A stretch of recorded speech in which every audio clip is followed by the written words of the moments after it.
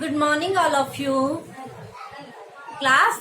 देखिएगा, हम लोग चर्चा कर रहे थे अरब राष्ट्रवाद पर। ठीक है, तो हम लोगों ने जाना था कि किस तरह मोहम्मद अली गद्दी पर बैठा और उसने किस तरह से कृषि में सुधार, सिंचाई में सुधार, शिक्षा में सुधार किया और जो भूमि पर लोगों ने कब्जा कर रखा था उसको क्या कर लिया, जब्त कर लिया, छापे खाने का आविष्कार किया।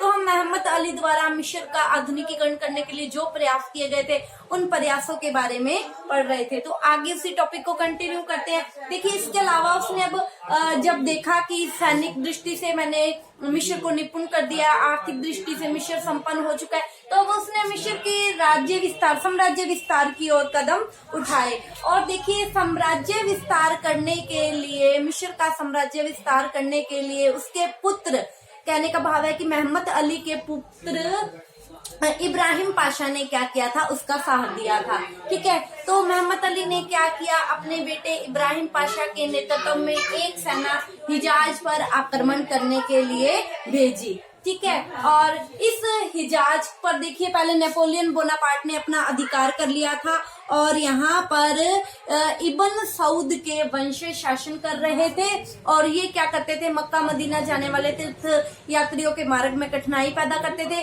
अतः इब्राहिम पाशा ने एक सेना लेकर हिजाज पर आक्रमण किया और हिजाज को मिस्र के अधीन कर दिया। इसके अलावा उसने क्या किया था, इथोपिया पर भी अधिकार करके इन दोनों को क्या कर दिया था, मिस्र के अधीन कर दिया था। ठीक है, तो अब हम आगे क्या हुआ, इसके बाद लंदन इनकवेशन के बारे में पढ़ेंगे, लंदन कन्वेंशन के बारे में पढ़ेंगे जो 1840 में हुई थी। देखिए क्या हो गया था कि जो तुर्की का सुल्तान था महमूद, ठीक है, और इंग्लैंड और फ्रांस दोनों ही, मोहम्मद अली जो तरक्की किए जा रहा था, मिस्र का जो आधुनिकीकरण किए जा रहा था, दोनों ही क्या हो गए थे, तीनों ही क्या थे, इससे परेशान होने लग गए थे। ठीक है, और जो तुर्की का सुल्तान था वो क्या चाहता था, सीरिया पर अपना अधिकार करना चाहता था। कल हम लोगों ने पढ़ा था कि मोहम्मद अली के बेटे इब्राहिम ने क्या किया था, सीरिया पर अधिकार कर लिया था। तुर्की का सुल्तान क्या, सीरिया पर पुनः अपने अधिकार की योजना बना रहा था। ठीक है, और सुल्तान ने क्या किया था, अपने सेनापति हजीज पाशा को एक सेना लेकर सीरिया पर आक्रमण करने के लिए भेजा था।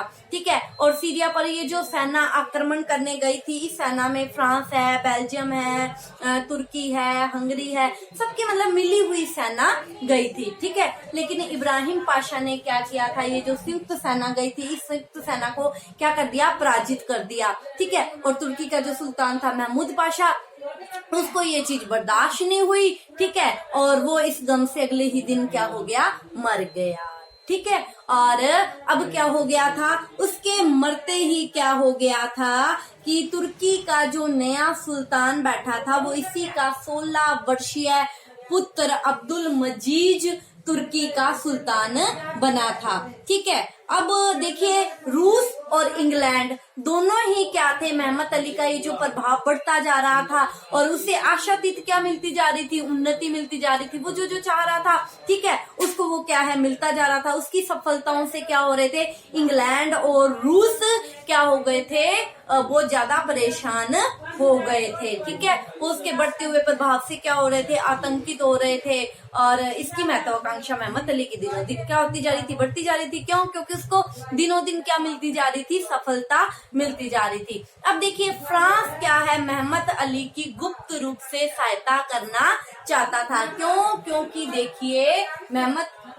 क्योंकि क्या हुआ था, देखिए, फ्रांस क्यों सहायता करना चाहता था, क्योंकि भूमध्य सागर में अकेले इंग्लैंड, फ्रांस, इंग्लैंड, रूस, ऑस्ट्रिया और प्रशा में लंदन में एक गुप्त संधि पर हस्ताक्षर हुए थे। ठीक है, और इस गुप्त संधि में क्या बात कही गई थी कि तुर्की, जो मिस्र का सुल्तान है, वो तुर्की के सुल्तान के अधीन में पाशा रहेगा। ठीक है, या सुल्तान रहेगा।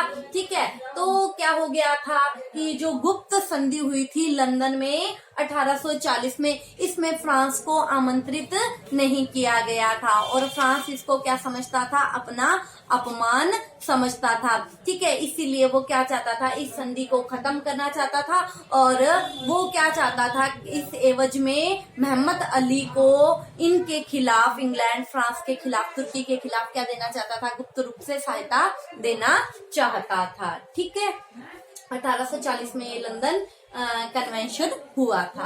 अब देखिए आगे क्या हुआ, 1849 की बात है। 40 वर्ष तक शासन करने के पश्चात मोहम्मद अली की 1849 में क्या हो गई, मृत्यु हो गई। देखिए इसने न केवल मिस्र का आधुनिकीकरण किया, अपितु मिस्र की क्या हुई थी, मोहम्मद अली के समय अभूतपूर्व उन्नति हुई थी। उसके द्वारा जो कार्य किए गए थे, उन्हीं कार्यों की एवज में मोहम्मद अली को आधुनिक मिस्र का पिता भी कहा जाता है। इसे आधुनिक मिस्र का निर्माता भी कहा जाता है, प्रेरणा स्रोत भी कहा जाता है, युग पुरुष भी कहा जाता है। अब देखिए हम बात करते हैं आगे सैयद पाशा। देखिए मोहम्मद अली की मृत्यु के पश्चात उसका बेटा इब्राहिम पाशा गद्दी पर बैठा था, जो थोड़े समय तक शासन किया, उसके बाद उसकी मृत्यु हो गई। और 1879 में क्या हुआ था, अब्बास गद्दी पर बैठा था। उसने भी थोड़े समय तक, 5 वर्ष तक शासन किया। उसके समय में कोई भी फ्रांस में, मिस्र में कोई भी महत्वपूर्ण कार्य नहीं हुआ था। उसके पश्चात देखिए सैयद पाशा गद्दी पर बैठा था। ठीक है, तो अब देखिए ये जो सैयद पाशा गद्दी पर बैठा, 1854 में गद्दी पर बैठा और 1863 तक ये गद्दी पर बैठा रहा। और इसके समय में फ्रांस में जो महत्वपूर्ण कार्य हुआ था, वो हुआ था स्वेज नहर का निर्माण। देखिए स्वेज नहर का जो निर्माण हुआ था मिस्र में, वो एक फ्रांसीसी इंजीनियर के सहयोग से ये कार्य हुआ था। देखिए फ्रांसीसी इंजीनियर के सहयोग से ये जो कार्य हुआ था, ये फ्रांसीसी इंजीनियर था फर्डिनेंड डी लेप्स, इसके सहयोग से ये कार्य हुआ था।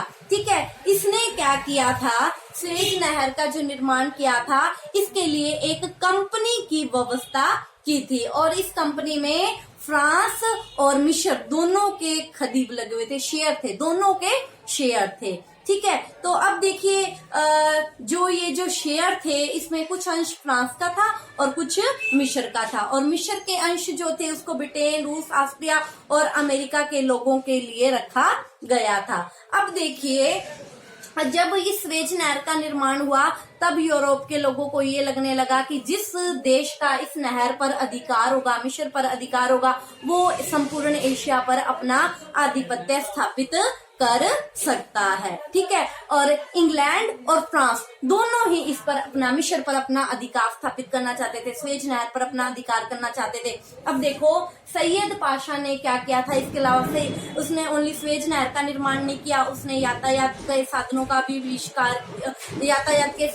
भी मिस्र में स्थापना की और उसके लिए उसकी इतिहास में भी बहुत रुचि थी। उसने कई सांस्कृतिक इमारतों का भी निर्माण करवाया। अलेक्जेंड्रिया और कायरा के बीच उसने यातायात आरंभ किया। ठीक है, और इसके लिए उसने क्या किया था, 8% की ब्याज पर कर्जा लिया था। ठीक है, 32,92,800 पौंड उसने क्या लिया था, विदेशियों से कर्ज लिया था। लेकिन अभी वो कर्ज को चुका नहीं पाया। 1863 में उसकी क्या हो गई, मृत्यु हो गई। और उसकी मृत्यु के पश्चात इस्माइल पाशा 1863 में गद्दी पर बैठा। ठीक है, और उसके समय में एक तो इतना ब्याज और एक इतना ऋण, ठीक है, ऊपर से विदेशियों का प्रभाव भी बढ़ गया था। ठीक है, और क्योंकि सैयद पाशा की मृत्यु हो चुकी थी, वो कर्ज को क्या है, चुका नहीं पाया था। ठीक है, और अब उसने क्या किया, स्वेज नहर जो थी यातायात के लिए खोल दी। बहुत सारे